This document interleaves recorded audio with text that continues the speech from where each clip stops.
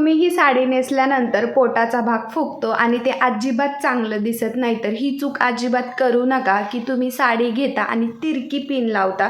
तर तिरकी पिन न लावता काय करायचं की मधोमध बरोबर पिन घ्यायची आणि लावायचं आणि साडीचं थोडंसं कापड सोडून द्यायचं आणि त्यानंतर मोठ्या मोठ्या मिऱ्या घालायच्या आणि अशा खोचून घ्यायच्या। त्यानंतर जे कापड आपण सोडलंय ते असं ट्विस्ट करून साईडला खोचून घ्यायचं। या पद्धतीने तुम्ही एकदम परफेक्ट साईड फिटिंग करू शकता।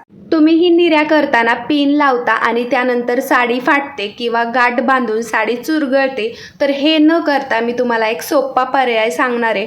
तर पिन न लावता काय करायचं, एक 2-3 निऱ्या छोट्या छोट्या करून घ्यायच्या आणि त्या मधोमध असं खोचून घ्यायच्या आणि त्यानंतर काय करायचं, बाकीच्या निऱ्या मोठ्या मोठ्या करून घ्यायच्या आणि बरोबर त्याच्यावर खोचून घ्यायच्या। तुम्ही बघू शकता किती छान प्रकारे निऱ्या बनल्या आहेत।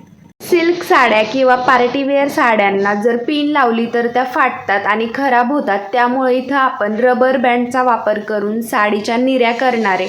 तर काय करायचं, एक रबर बँड घ्यायचं, निऱ्या घालून घ्यायच्या आणि त्यानंतर असं गच्च असं रबर बँड लावून घ्यायचं। सगळ्या निऱ्या व्यवस्थितपणे मधोमध खोचून घ्यायच्या आणि तुम्ही बघू शकता किती भारी साईड फिटिंग झालंय। जर तुम्हालाही अंकितासारखं वन साईड पदर नीट घेता येत नसेल तर हा व्हिडिओ शेवटपर्यंत व्यवस्थित बघा।